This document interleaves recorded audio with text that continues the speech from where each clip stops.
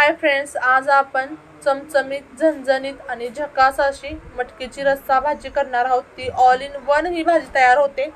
तुम्ही चपाती भाकरी सोबत मिसळ सोबत सुद्धा ही मटकीची रस्सा भाजी तुम्ही खाऊ शकता। तर खोबरं घेतले मी इथं अंदाजे 2 ते 2.5 चमचे आणि अर्धा चमचा जिरं घेतले। तर खोबऱ्याचा अंदाज हा चमच्यामध्ये नाही करता येत, तरी सुद्धा मी अंदाजे सांगितले। तर मला खोबरं ब्राऊन कलरचं करायचं आहे, तर त्यासाठी मी काय करते, आता हे मिक्सरच्या भांड्यामध्ये काढून घेते आणि खोबरं वेगळं करून आणखी थोडंसं मी खोबरं परतून घेते, कारण आपल्याला खोबऱ्याला हलकासा ब्राऊन कलर आणायचा आहे, त्याशिवाय आपल्या मटकीला छान असा टेस्ट फ्लेवर येत नाही। तर अद्रक लसूणची पेस्ट जी आहे ती मी वापरलेली आहे। तुमच्याकडे अद्रक लसूणची पेस्ट नसेल तर 5 ते 6 लसणाच्या पाकळ्या आणि एक छोटा अद्रकचा तुकडा त्यामध्ये मसाला करतानाच घालायचा आहे, पण माझ्याकडे अद्रक लसूणची पेस्ट ऑलरेडी असते त्यामुळे मी यामध्ये ॲड नाही केली। आता आपण त्याच कढईमध्ये छान अशी मटकी भाजून घ्यायची। तर ही मटकीची रस्सा भाजी मी 4 लोकांसाठी बनवत आहे। तर मटकी छान अशी परतून घ्यायची। मटकी छान परतली की आपली भाजी कशीही करा तुम्ही, सिंपल केली, मटकीची उसळ केली तरी सुद्धा आपली मटकी खूप छान आणि टेस्टी होते। जर तुम्ही मटकी नाही व्यवस्थित भाजली तर ती कचकच लागते, त्यामुळे भाजीची पूर्ण टेस्ट आपल्या निघून जाते। आता मटकी छान अशी आपली 2-3 मिनिटं मी परतून घेतली आणि ते सुद्धा बाजूला ठेवून दिली आहे। आता आपण यामध्ये तेल घालायचं।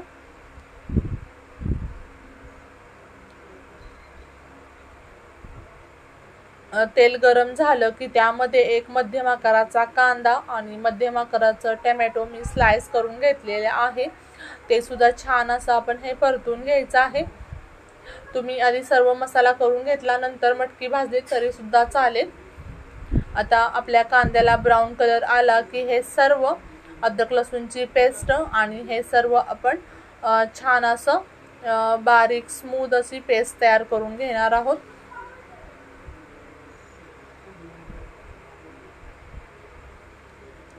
त्यानंतर आपण त्याच कढईमध्ये भाजी करणार आहोत। आता तेल घालायचं। तर तेल 3 चमचे 2 चमचे आपल्या आवडीनुसार कमी किंवा जास्त घालायचं आहे। त्यानंतर आपण त्यामध्ये ताजी फ्रेश अशी काही कढीपत्त्याची पानं घातलेत। कढीपत्ता छान तडतडला की त्यामध्ये आपण केलेली मसाल्याची पेस्ट घालायची आणि तेल सुटेपर्यंत हा मसाला छान असा परतून घ्यायचा आहे।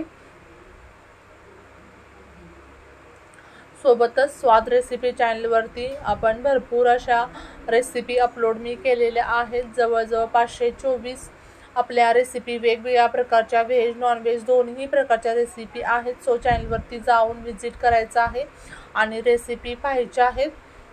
रेसिपी जर का तुम्हाला आवडत असतील तर मात्र चॅनलला लाईक शेअर सबस्क्राईब करायला विसरायचं नाही। आता आपण यामध्ये लाल तिखट आणि बिडगी मिरची पावडर घातलेली आहे। लाल तिखट हे आपल्या आवडीनुसार घालायचं, बिडगी मिरची पावडर ही कलर छान येण्यासाठी घातलेली आहे। त्यानंतर अर्धा चमचा धने पावडर आणि 1 चमचा गोडा मसाला घातलेला आहे, त्यामुळे आपल्या मटकीच्या या रस्सा भाजीला खूपच छान अशी टेस्ट येते।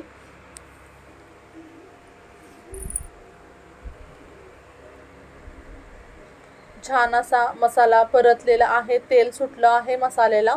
आता आपण त्यामध्ये भाजलेली मटकी घालायची आणि मसाला आणि मटकी खूप छान पद्धतीने 1 मिनिटभर आपण हे मिक्स करून घ्यायचं आहे।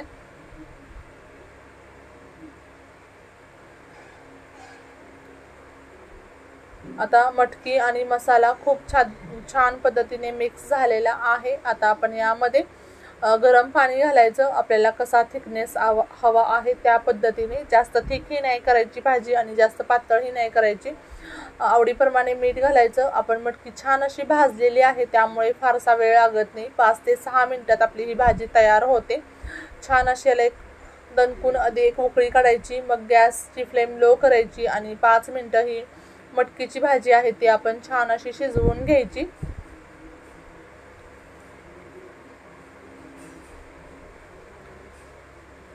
सोबत आणखी कोणत्या प्रकारच्या रेसिपी तुम्हाला पाहायला आवडतील त्यासाठी कमेंट्स बॉक्समध्ये कमेंट्स करायला विसरू नका।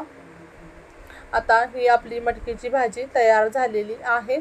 तुम्ही बघू शकता किती छान असा कलर आलेला आहे। मी तुम्हाला मिक्स करून दाखवते। वरून थोडीशी कोथिंबीर घातली आणि एका प्लेटमध्ये आपण ही भाजी सर्व करूयात। वाव, मस्त अशी थिकनेस आलेला आहे आणि मटकीची रस्सा भाजी रेग्युलर प्रमाणे तुम्ही खाऊन कंटाळा असाल तर या पद्धतीने करून पहा। भेटू जायकेदार रेसिपी सोबत। बाय।